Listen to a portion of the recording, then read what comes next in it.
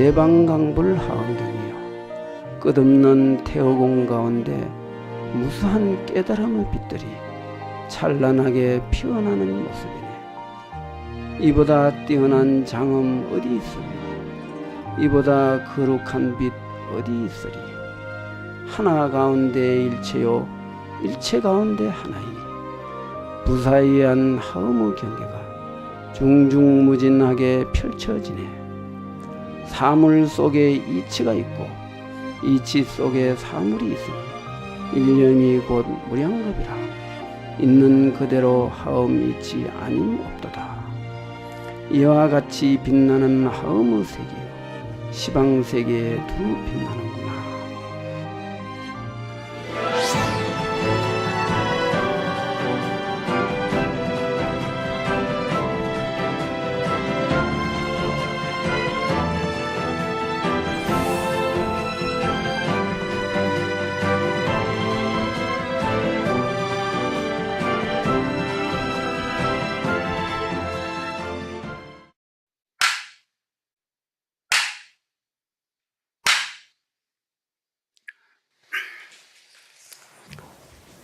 오늘 이렇게 완연한 가을 날씨 속에 온 산의 단풍잎은 점점 물들어가고 가을 하늘은 맑고 한가롭게 보이고 있습니다.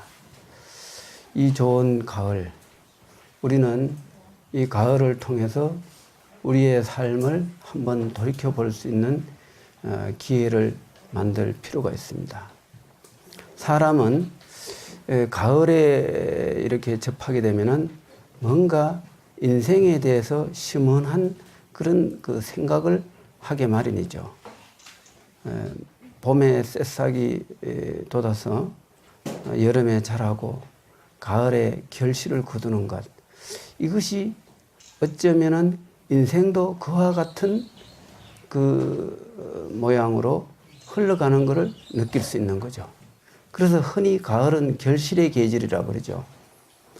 우리 인생도 그 가을이란 계절에 해당되는 것을 보통 50 이후로 볼 수가 있습니다.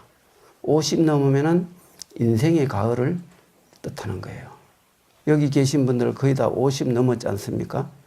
그러면 우리는 어떤 결실을 거두고 있는가요? 한번 생각해 봐야 되겠죠? 아직 결실을 거둘 게 별로 없다면은 지금부터라도 이 환경에서 정신을 바짝 차려서 우리가 내면의 그 좋은 결실을 거두도록 노력해야 될 것입니다.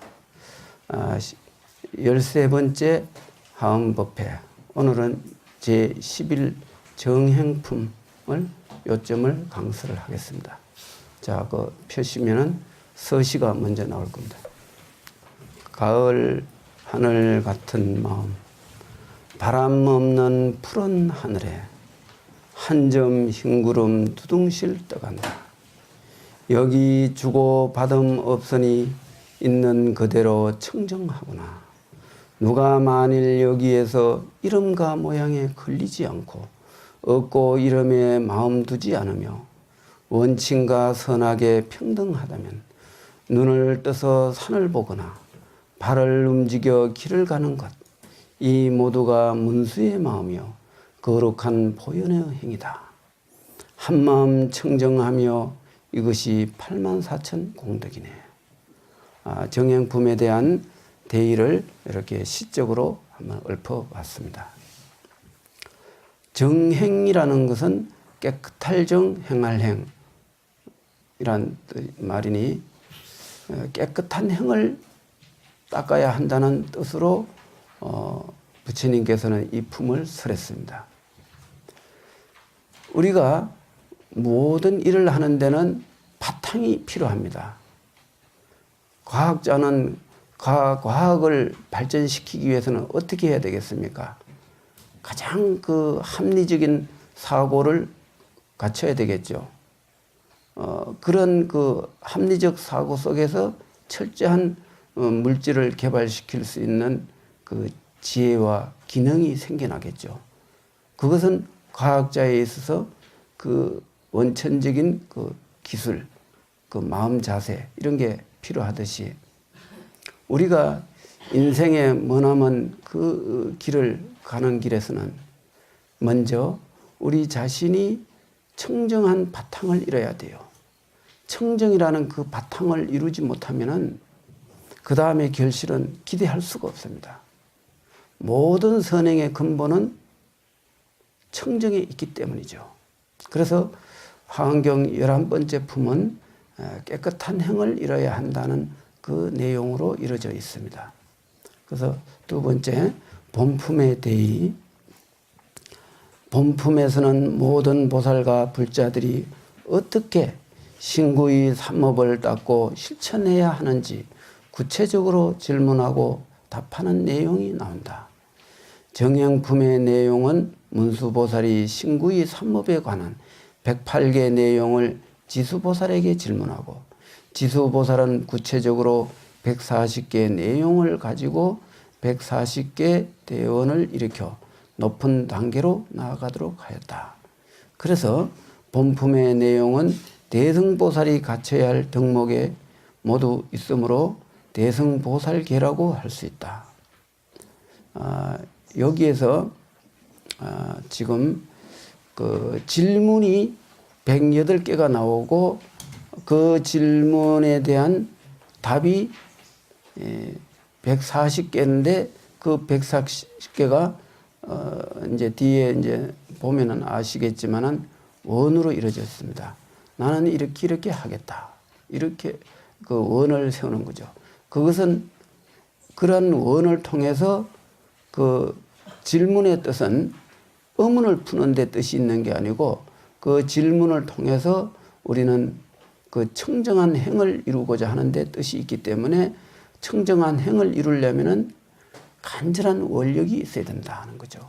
왜냐하면은 우리가 어떤 의지를 가지고 있고 원하는 그 어떤 뜻을 갖고 있지 않으면은 우리의 행이 중간에 변동될 수가 있어요. 어떤 우리가 그렇지 않습니까? 여기서 서울을 가게 되면은 서울을 가고자 하는 목적이 먼저 있지 않습니까? 목적이 있은 다음에 목적이 서울은 북쪽, 여기서는 북쪽이다. 그럼 북쪽으로 가는 거예요. 그런데 서울이라는 목적을 두지 않으면은 어디든지 아무 데나 가다 보면은 구렁텅이에 빠지고 잘못된 길로 들어가서 나쁜 도둑놈 소굴로 들어갈 수도 있다는 거죠. 그러면 안 되잖아요. 도둑놈이 되니까. 그래서 우리는 모든 그 선행을 하는 데서는 원력이 꼭 필요합니다. 원력은 나의 목적이요, 그 지향한 점이고, 그 사람이 흔들리지 않고 줄기차게 한 길을 걸어갈 수 있는 힘이 있기 때문에 그 원력은 반드시 있어야 된다. 그 개인의 이기심이 아닌 모든 중생을 이롭게 하고 모든 사람을 이롭게 하는 그런 그 큰 원력을 가져야 한다. 이런 뜻입니다. 그 다음에 그러나 문수보살은 비록 이렇게 장황하게 총괄적으로 이제 이 모든 덕목은 마음 하나 잘 쓸 때 온갖 공덕을 거둘 수 있으므로 모든 수행이란 결론적으로 마음 하나 밝히는 데 있다라고 했습니다. 이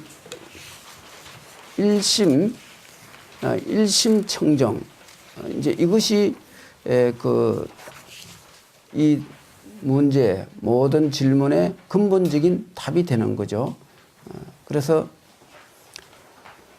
청량소에 이르기를 지극한 발언으로 잘못을 막고 허물을 떠나 덕을 이룰 때 청정이라고 한다.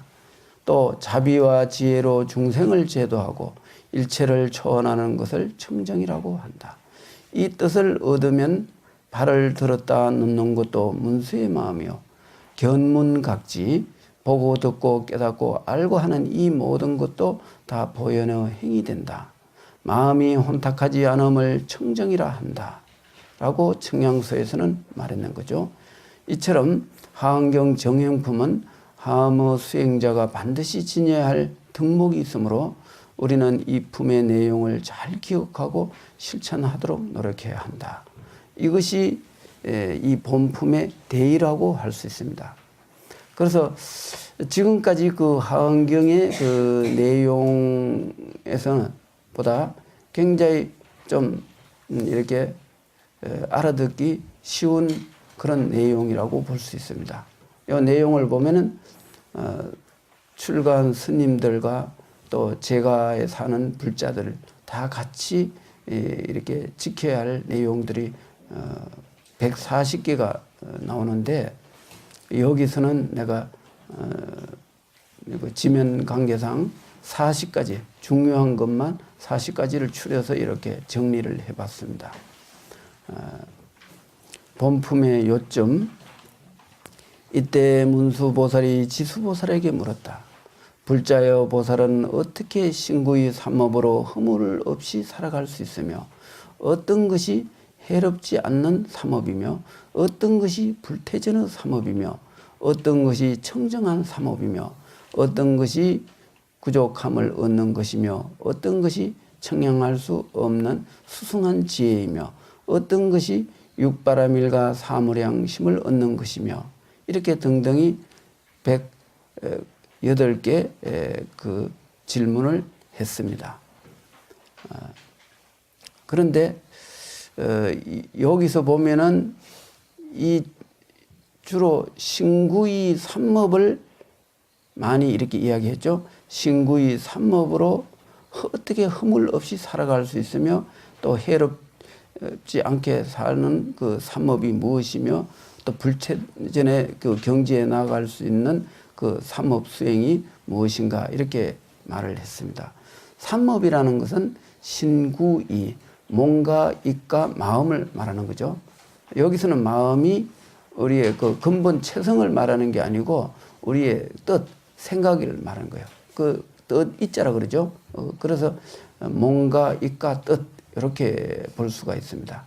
흔히 지금 뜻하고 마음을 혼동하는 경우가 있는데 여기서는 뜻은 심의식을 말해요. 우리 육근 의식으로 가지고 있는 그 의식.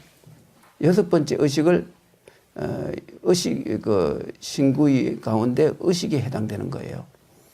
이 중생들은 이 생각으로 이렇게 살아가지 않습니까? 그래서 그것을 의식이라 그래요. 마음이라 하는 것은 이 모든 만물에 존재하는 근원적인 그 성품을 말하는 건데 여기서는 그 성품을 말하는 게 아니고 우리가 현재 사용하고 있는 일상생활에 쓰는 그 의식을 말하는 거예요. 그러면 이렇게 몸과 입과 생각으로서 살아가는 이 삼업을 어떻게 다스려야 허물 없이 살 수 있으며 또 이 삼업이 해롭지 않는 그런 좋은 기능을 하는 그런 삼업이 될 수 있으며 또 영원히 진리의 불태전, 물러서지 않는 그런 청정한 삼업을 이룰 수 있습니까? 라는 그 질문이 그 근본적인 질문이라고 볼 수 있습니다. 그래서 여기에 대해서 지수보살이 처음에는 총괄적으로 근본적인 답을 하고 그 다음에 이제 세부적으로 140개 원력과 답으로 이루어진 부분이 있습니다. 불자야 만일 모든 보살이 그 마음을 잘 쓰면 곧 일체 수승하고 묘한 공덕을 얻어서 부처님 법 가운데 걸림없으며 과거 현재 미래 부처님 법에 항상 머무르게 되며 중생을 버리지 아니하고 세속을 통달하여 중생을 제도하되 일체 악을 끊고 모든 선을 구족하여 행과 원을 갖추어 모든 중생들을 인도하는 스승이 되리라 그랬습니다.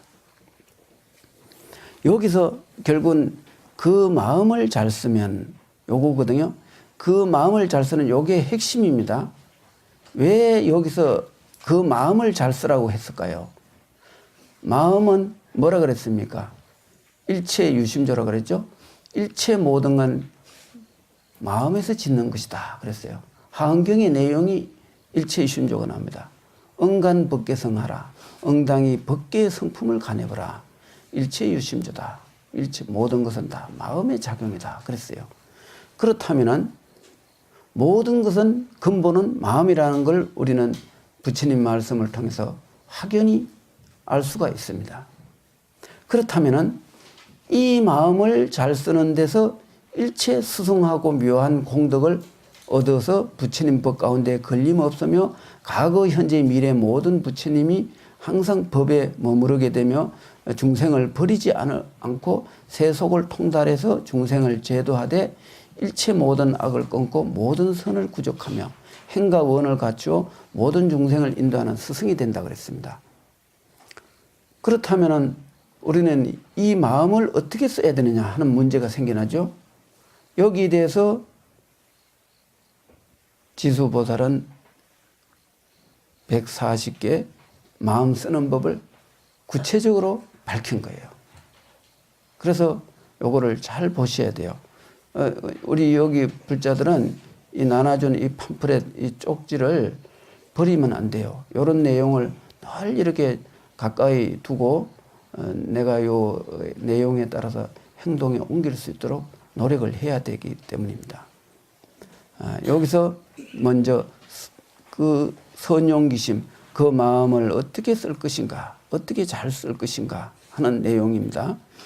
질문, 불자여 구체적으로 어떻게 마음을 써야 능히 일체가 다 수승하고 묘한 공덕을 얻을 수 있는가? 이렇게 이제 질문을 한 거예요. 요거는 문수보살이 질문한 거예요. 그 한문이 보면 그렇죠. 불자야 운하용심하여야 능핵 일체 승묘 공덕이니꼬 이랬거든요. 능핵, 능이 어떻게 일체 묘한 공덕을 얻을 수 있느냐 이런 뜻입니다. 그러면 이 마음 쓰는 법을 이제 여기서 보시면 답 발언이라고 하죠. 답인데 그것이 발언이라 이런 뜻이에요. 보살이 가정에 있을 때 중생들의 가정이란 체성이 공한 줄 관찰하여 온갖 핍박에서 벗어나기를 원해야 한다. 그렇습니다. 이제 이 140개 이 원 가운데 이 처음에 이렇게 나오는 것이 가장 그 중요한 내용이에요. 왜 그러냐면은 그게 이제 처음에는 그 중요한 거 하고 그다음에 이제 구체적인 것이 이제 나오는 거거든요. 그래서 먼저 중생들의 가정이란 체성이 공한 줄 관찰하라 그랬습니다. 체성이라는 것은 뭐냐면은 근본을 말하는 거예요. 이 세상에는 근본과 작용이 있습니다. 작용에 끄달리면은 지혜를 놓치고 근본에 의지하면 지혜를 얻습니다. 세상 사람들은 근본을 보지 못하고 작용에 의존하기 때문에 지혜를 잃고 지혜를 잃으니까 어떻게 됩니까? 번뇌에 끄달리고 옳지 못한 것을 옳다고 보고 옳은 걸 옳지 못하게 보는 그런 전도몽상에 떨어지는 그 허물이 지혜롭지 못한 데서 생겼거든요. 이제 우리 불자들은 이 하암경을 통해서 체성이 공한 줄을 깨달아야 돼요. 체성이 공한 줄을 깨달으면은 사실을 바르게 볼 수 있는 지혜의 눈이 생겨요. 그래서 이 첫 번째 이 중요한 거예요. 가정은 뭐예요? 우리가 살아가는 모든 형태의 삶을 말하는 거예요. 일체 중생이 살아가는 그 내용이 다 각 가정의 삶이 다 같은 말이 되는 거죠. 그 가정이란 중생들의 가정이란 체성이 공했다. 반야신경에 온이 다 공한 걸 비추어 보고 일체 고액에서 건너갔다 그랬어요. 중생이 받는 그 고통이라는 것은 전부 체성이 공한 걸 비추지 못하고 그 나타나는 현실을 진실이라고 착각함으로 인해하고 거기 분노를 하고 또 거기에 여러 가지 분별 망상을 일으켜하고 진실을 저버리고 허망된 경계에 내 인생을 그냥 끌어묻고 마는 거예요. 그래서 이 부분이 이 모든 그 법을 이렇게 통달하고 일체 선을 일으키려면은 이것이 바탕이 돼야 돼요. 이 근본적인 문제가 바탕이 되지 않으면은 그 다음 문제가 바르게 진행되지를 않아요. 그래서 우리 불자들은 기본적으로 아침 저녁으로 반야신경을 다 외우지 않습니까? 그 외우면서도 그 공성을 체득하지 못하고 자꾸 작용에만 매달려갖고 누가 옳으니 누가 그러니 이래서는 되니 이래서는 안 되니 하는 이런 그 분별망상으로 일생을 보내는 거예요. 40년, 50년, 70년, 80년이 돼도 그 자기가 추구하고 있는 그 경계가 얼마나 어리석고 허망하다는 걸 깨우치지 못하고 살아가는 거예요. 그래서 이러한 그 이치를 분명하게 깨달으면은 사람이 경계에 흔들리지 않게 돼요. 오늘날 많은 사람은 흔들리는 삶을 살죠. 이제 흔들리지 않아야 돼요. 흔들리는 삶은 결국은 근본이 없기 때문에 흔들리는 거죠.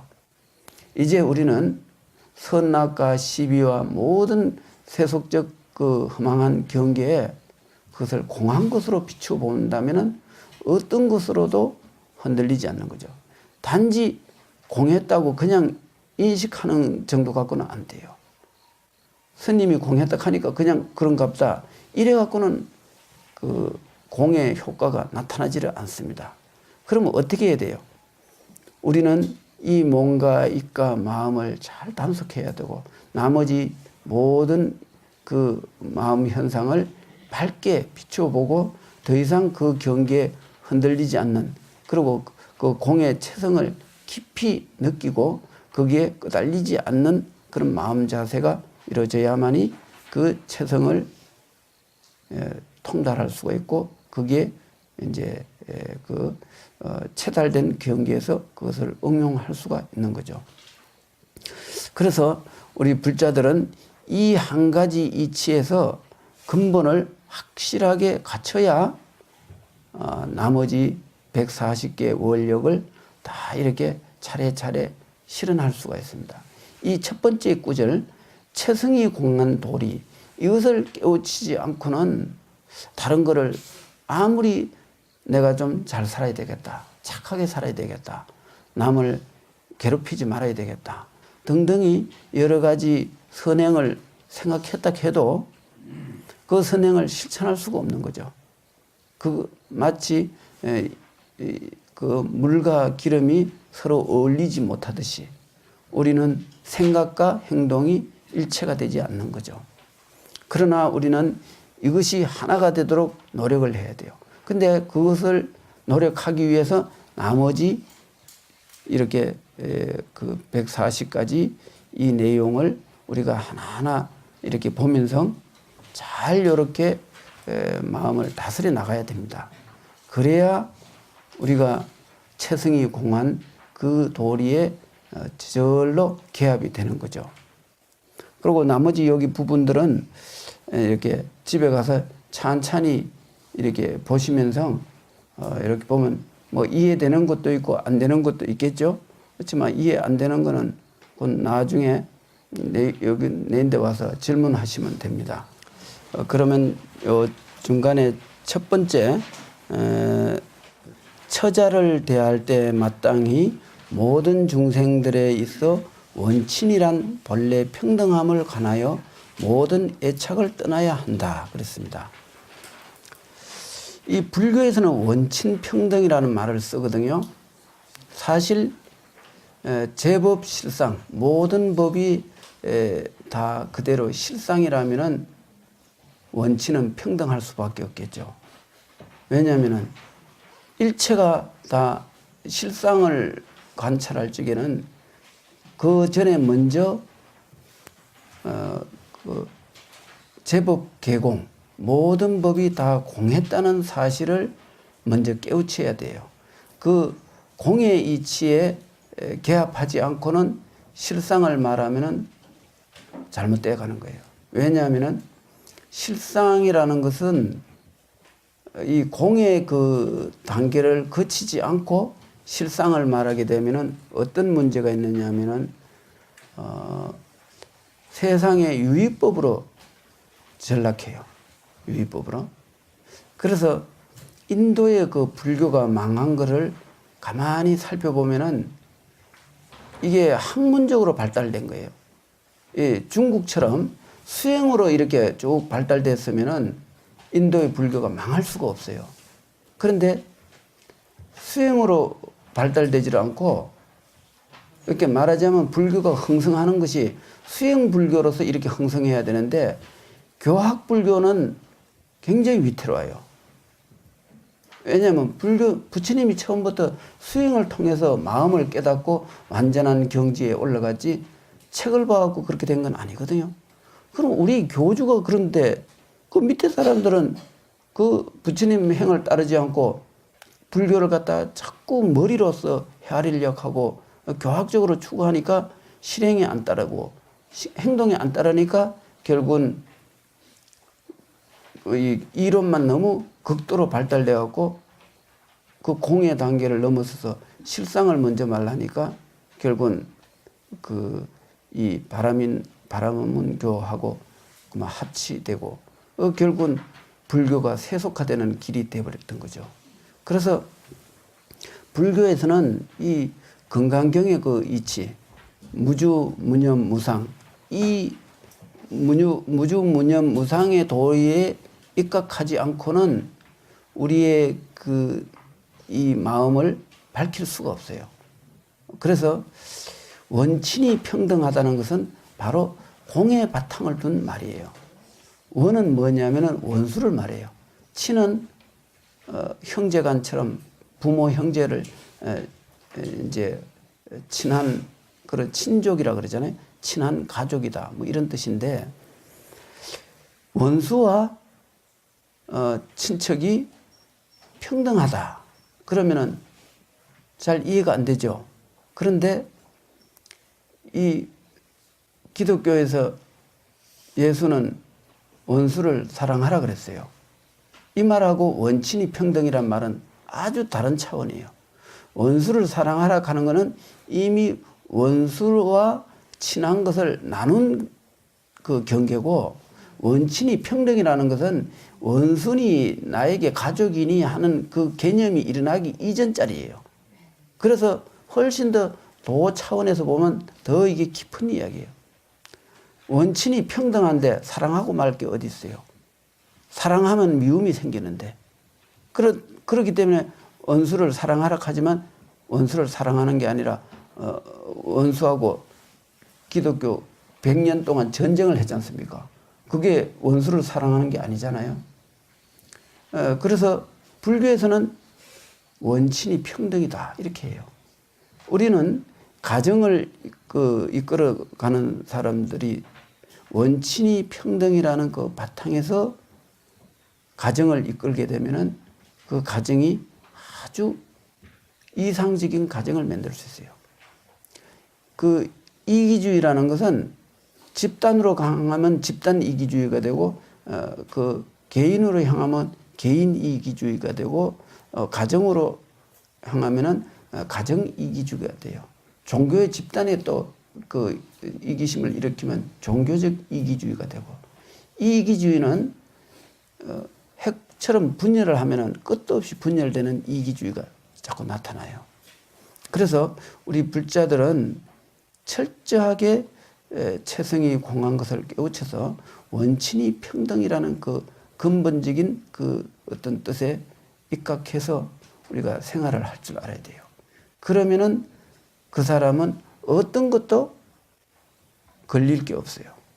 그래서 여기 보면은 원친 평등하야 영리 탐착이라 영원토록 탐착을 떠나야 한다 그랬거든요. 이 원친 평등의 경계 이게 사실 어려운 것 같아도 우리는 그렇게 어려운 게 아닙니다. 왜냐하면은 마음자리가 본래 공했다는 것을 관찰하게 되면은 이 원수와 친함이라는 것은 우리의 마음의 그 감정에 의존하는 거예요. 감정에 의존한 것은 그게 영원한 게 아니거든요. 거기에는 항상 허망된 그 분별망상이에요. 그런데 그 공한 자리에 들어가게 되면은 나를 해친 사람과 나를 이롭게 한 사람이 조금 더 다름없다는 그 평등한 이치, 즉 모든 현상이 일어나기 이전 근본적인 그 절대 평등, 절대 청정의 경계, 그것을 원친 평등의 경계라고 할 수 있습니다. 우리는 이와 같은 원친 평등의 경계로서 우리가 살아가는 지혜를 갖춰야 돼요. 그러면은 모든 것이 다 좋아지고 안락해지고 고통이 없어집니다. 설사 그분의 경계에서는 고통마저도 감로수와 같은 시원함을 만들어내는 거죠.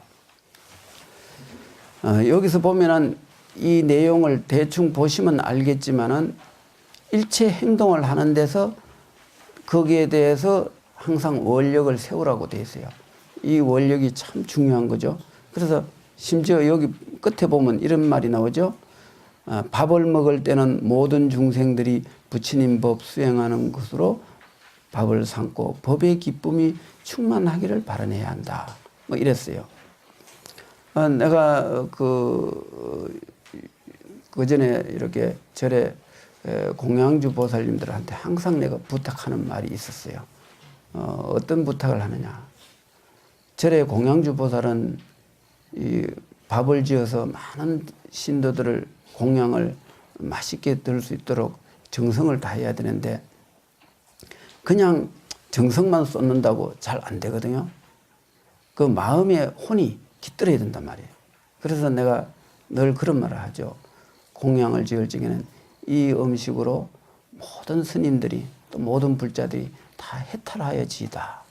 모두 몸과 마음이 건강해지고 해탈하여지다. 이런 발언을 하면은 그 음식 맛이 아주 수승한 감로의 맛으로 바뀌고 중생들은 그 음식을 먹는 사람이 다 그 건강해지고 정신이 맑아지는 거예요. 그렇게 그 하는 일에서 그 일을 발언으로 성화시키고 더 이렇게 발전시키는 것이 큰 공덕이 있습니다. 그러면은 단순히 공양을 지으면서도 무량한 공덕을 짓는 거죠. 그뿐만 아니라 모든 직장에 일하는 사람들이 어느 회사에서 일하면서 내가 이 회사에 그냥 덕이 되든 말든 막 그런 건 관심 없고 나는 내 이익만 추구하면 그만이다. 이러면은 그 사람은 복을 못 짓기 때문에 그 회사에서 승진도 잘 안 돼요. 그런데 회사에서도 일하면서 어쨌든 내가 여기서 일하는 공덕으로 이 회사가 더욱더 튼튼하게 잘 돼갖고 발전해서 이 나라와 이 모든 사람들에게 다 공덕이 되고 이익되어지다. 이런 발언을 하면은 그 비록 큰 기술이 없다 해도 그 발언한 공덕으로 그 회사는 발전이 되고 그런 사람이 노사대모에서 극렬한 이기주의로 치닫겠어요? 안 그러잖아요. 회사에 도움돼야 우리도 도움되는 거 아니냐. 그러니 회사에는 피해가 되고 우리한테는 이익되는 이런 방법은 결국은 좋지 않다.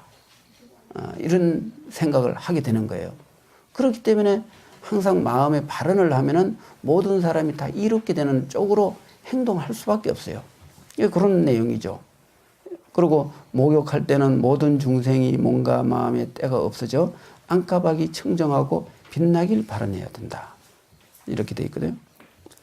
그리고 마지막에 잠잘 때는 모든 중생들이 몸으로 안온함을 얻어 마음에 잠난 얻기를 바라내야 한다 그랬어요. 사람들이 잠을 잘 적에 나쁜 생각하고 자는 수도 있잖아요. 그날 하루 있었던 아주 좋지 않은 생각을 하면서 내가 내일은 어느 사람을 만나서 혼을 내야 되겠다. 가만 안 내두겠다. 뭐 이런 생각을 하고 자면은 그 사람 꿈에 나쁜 꿈이 나와요. 그리고 잠자는 속에서도 의식은 나쁜 작용을 하는 거죠. 그러나 잠자기 전에 마음의 잠난 얻기를 바라내야 합니다. 마음의 잠난이 뭡니까? 마음의 번뇌망상에 끄달리지 않고 그 염불을 하면서 청정한 마음으로 이렇게 자고 그리고 모든 중생이 이 잠자리에 편안함이 있듯이 모든 중생이 다 이와 같이 안온하고 편안한 잠을 자게 하여지이다. 이렇게 한다면은 남의 잠자리를 참 편안하게 해주기 위해서 그렇게 발언을 했지만 그게 결국은 자기도 그 속에 편안함이 이루어지는 거거든요. 그래서 이렇게 모든 행동을 다 발언으로 연결하고 그들이 다 잘 되기를 바라는 마음, 이것이 불심이고 이것이 모든 수승한 공덕을 이루는 근원적인 힘이 된다. 이제 이런 뜻입니다. 그러면은 이제 본품의 정리를 하겠는데, 그 본품은 하엄경 수행자가 우리가 어떻게 살아야 하는가를 잘 가르쳐 준 내용입니다. 근데 그래서 흔히 하엄경에서 이 본품을 가지고 대승보살계라고 말하는 사람도 있습니다. 맞습니다. 이것이 대승계라는 것은 어떤 그렇게 5계와 10계 이런 계도 이제 계가 되지만은 대승계는 보다 더 지엽적이지 않고 본질적이라고 볼 수 있습니다. 그래서 육조 스님은 이런 말을 했어요. 심지무비 자성계다 그랬거든요. 마음 가운데 그릇됨이 없는 것을 자성의 계라고 한다 그랬거든요. 계라는 그 근본적인 뜻을 잘 표현한 거죠. 그래서 이것을 자성청정계라는 건데, 자성청정이 뭡니까? 우리가 쓰고 있는 모든 신구의 삼업을 관리하는 게, 총괄하는 게 이 마음이지 않습니까? 그러니 이 마음을 청정하게 가지는 계, 이 자성청정계가 바로 마음의 무비, 마음에 그릇됨 없는 것이다. 이런 거예요. 심지무비, 마음 땅에 그릇됨을 두지 않는다. 그러면은 우리는 어떻습니까? 우리는 이 현상경계, 심지라는 건 마음 심자에다가 땅지자예요. 따지자. 마음 땅이라는 뜻인데, 마음 땅이 뭡니까? 이 세상에서는 흙, 물, 불, 바람 이렇게 흙이 이렇게 이제 4대로 이루어졌는데, 우리 이 마음의 땅도 역시 이와 똑같아요. 우리 마음이 이 현상계에 의지해서 살아가기 때문에 이 마음이 그릇됨이 없다면은 일체의 허물에서 벗어날 수가 있습니다. 설사 마음에 그릇됨이 없는 사람이 일시적으로 좀 잘못된 일을 해갖고 고통을 받거나 혹은 어려움에 봉착했다 해도 그 사람은 잘못이 없어요. 왜냐하면 마음의 잘못이 없기 때문에. 마음의 잘못이 없는 사람은 어떤 일을 해도 다 선행이 돼요. 그래서 마음의 잘못이 없는 것을 자성계라고 한다 그랬죠. 선에서는 어떤 구체적으로 이래야 된다, 저래야 된다는 게 없어요. 그 한 마음을 바로 가지는 것. 그 바로 가지는 거기에 84,000 공덕이 따라온다는 거죠. 그래서 우리 불자들은 자성무비라, 심지무비라, 마음 땅에 그릇됨이 없도록 우리가 노력을 해야 돼요. 그러기 위해서는 이 구체적으로는 이런 여러 가지 원력들을 우리가 살펴봐야 되겠지만은 근본적으로는 우리의 마음자리에 그 그릇됨 두지 않는 것. 그것이 어떻게 해야 이 마음자리에 그릇됨 없는 경계에 들어갈 수 있을까요? 좀 이렇게 생각나는 사람이 있습니까? 없지요? 내가 말이 없으니까 내가 말할게요. 처음에 뭐라 그랬어요? 이 체성이 공한 도리를 깨달아야 된다 그랬죠? 체성이 공한 것을 깨달으면은 마음자리에 그릇됨이 없습니다. 간단한 거죠. 우리 마음에 허물을 두지 않는 것, 마음에 그릇됨을 두지 않는 여기에 들어가기 위해서는 먼저 온이 다 공한 것을 비추어 보고 더 이상 현실 경계에 흔들리지 않고 그릇되지 않는 그런 삶을 살아갈 수 있는 거죠. 이제 우리 불자님들은 마음에 허물 없는 자성청정계를 이 대성보살계를 통해서 우리는 실현해야 됩니다. 이제 우리 불자님들은 이와 같은 원친 평등과 그 차별 없는 그 어떤 최승이 공한 도리를 깨우쳐서 이 좋은 가을에 좋은 결실의 그 가을을 맞이하시기 바랍니다. 이상입니다. 성불하십시오. 네.